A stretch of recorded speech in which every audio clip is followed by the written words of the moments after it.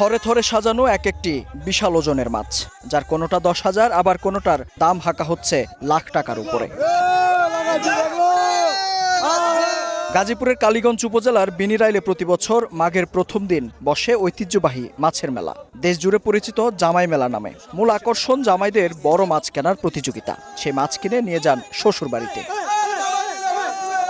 নামে জামাই মেলা হলেও মূলত এখানে বিক্রি হয় ছোট বড় দেশি বিদেশি সামুদ্রিক নানা জাতের মাছ।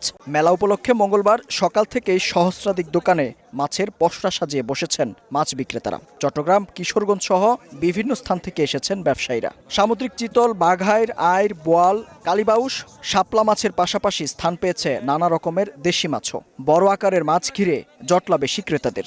জামাই শ্বশুরদের মধ্যেও হয় মাছ কেনার নীরব প্রতিযোগিতা। বড় লোকের বড় বেটা, বড় জামাই তারা এখানে বড় বড় মাছ কিনে শ্বশুরবাড়িতে যায় শুনছি। সেই অনুযায়ী আমরা এই মেলাতে আসি এবং অনেক আনন্দ করি।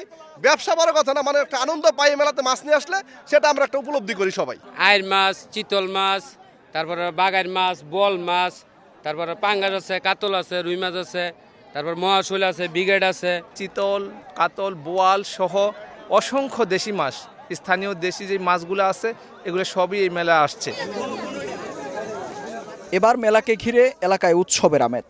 মাছ ছাড়াও বসেছে হরেক রকম পণ্যের পসরা। এই এলাকায় বিয়ে করার পর থেকে এ পর্যন্ত মেলায় যতদিন প্রায় 3-4 বছর ধরে আসা হয়, এর আগে আসা হয়নি। মেলাটা প্রায় 200 থেকে 250 বছর পুরানো।